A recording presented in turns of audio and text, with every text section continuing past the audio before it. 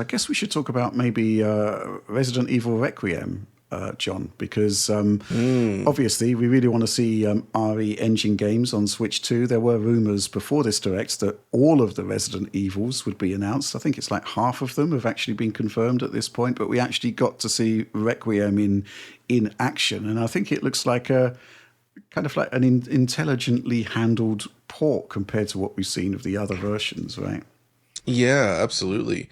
So this is actually a key release in the sense that, as noted before, this is a game built entirely with ray tracing in mind, right? So they're using RTGI and other features here that is forced. That's how the game, I don't want to use the word forced because people take that as negative. What I mean is like the entire art of this game was built with ray tracing in mind. So this is basically showing that yes, the Nintendo Switch 2 version is able to support this feature. And when you compare side by side with the PC trailer, you can see that image quality suffers. It's a bit noisier.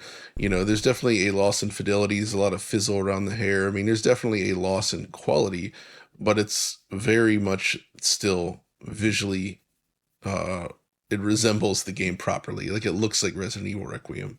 Yeah. So everything is here. And I guess the one thing I'm seeing is that the frame rate seems quite unstable in this build. And I have a feeling that it's going to be just uncapped and unstable, given the history with RE games, where even when they would ship on last-gen consoles, they would just leave the frame rate uncapped, and you'd end up with an unstable-looking game, right? Mm-hmm. So that's possible that we're going to see the same here. But, yeah, texture detail, definitely cut back. But the lighting and everything seems to be mostly intact, I would say. Yeah. Looking at the side-by-sides here, I think it looks absolutely, right? yeah, it looks pretty cool, actually. I mean, I think the biggest thing I noticed just by watching the Switch 2 trailer on its own, having seen the PC version and PlayStation, so obviously they've had to make cutbacks to the hair rendering. Big time, yeah. Yeah, but I think the bottom line is that we're sort of seeing Switch 2 producing decent ports of current generation games that are using modern features. Exactly. Which is kind of everything we hoped for from the basic architecture of the system.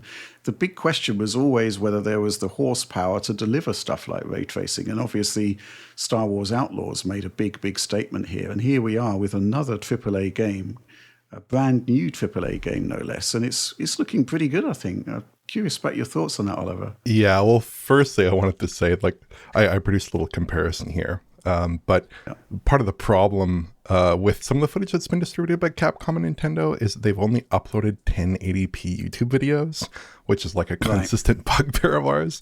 Nintendo Australia actually did upload a 4K source of this footage with captions embedded. I don't know why other people aren't distributing 4K sources, because like even on YouTube, I understand that people might have a different expectation for image quality with a 4K source, but like the 1080p quality on YouTube is kind of miserable for a trailer like this. So it really does not flatter it too much. Yeah. In general, I noticed a few differences. The hair is lit less pleasingly, like it has a kind of more uniform lighting response. In some of these shots, it looks very hair card-y. We know that in Resident Evil Requiem on at least PS5 Pro and PC, they have this strand-based hair, but I'm not totally sure that's in place for Switch 2 because it does look very angular and very much like hair cards on Switch 2, at least in some of these shots. It looks very dithered and kind of messy here, and it's not being cleaned up totally by whatever anti-aliasing they got going on there. The shadow maps are lower res as well, which is something you might expect. But interestingly, I did kind of poke around for some ray tracing differences. And at 42 seconds, the reflections on Switch 2 in that kind of shot in front of the diner with the cars, they're all in screen space because when the car occludes, when the car in front occludes that car, all the reflections disappear. All of a sudden, you get those holes in the reflection. Whereas on PC with presumably path tracing or high-end ray tracing, you are getting those reflections even when the car occludes it. And at 2 minutes flat, the hallway has a less obvious specular response. So maybe they're cutting RT reflections out of the picture. Again, that's what I'm thinking as well. I noticed that there was also the red hallway just before that. Yeah. Where it shows the jail cell door reflected on the floor on PC, and there's no visible reflection on the Switch side.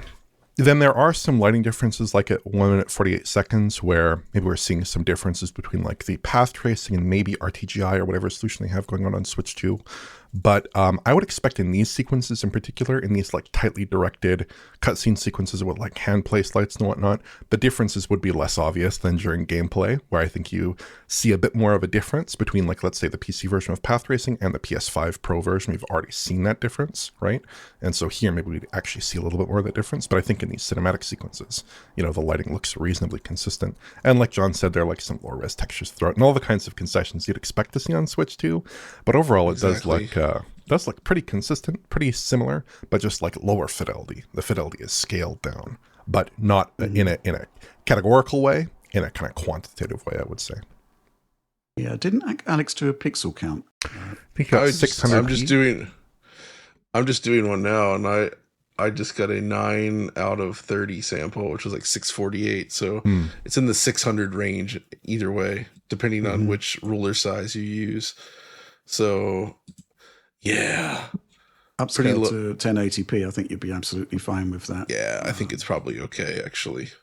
Especially, you know, in a game where there's it's not really defined by super fast action that's going to cause temporal discontinuities with upscaling. I think it's going to look absolutely fine. But yeah, I'm just really happy to see it. Actually, really happy to see that, you know, it's looking pretty good. It's kind of what we want to see from Switch 2 at this point. Yeah, absolutely. And I'm maintaining then, I mean, we'll see, maybe I'm totally wrong here, but there's been those rumors that it's also coming to PlayStation 4, and I just don't believe it based on this, right? Right. Like, sacrifice RT reflections, very easy to pull out and replace with SSR. But if your entire game is lit with RTGI like this, you need a fallback. And creating that fallback is time and resource intensive. And I don't understand why they would basically use all the development resources to create a fallback for specifically one version and be in an old console, right? That seems, I mean, maybe they really are desperate for sales and they'll do it anyway, but they can't. We see here the Switch 2 version can support the ray trace lighting. PS4 cannot.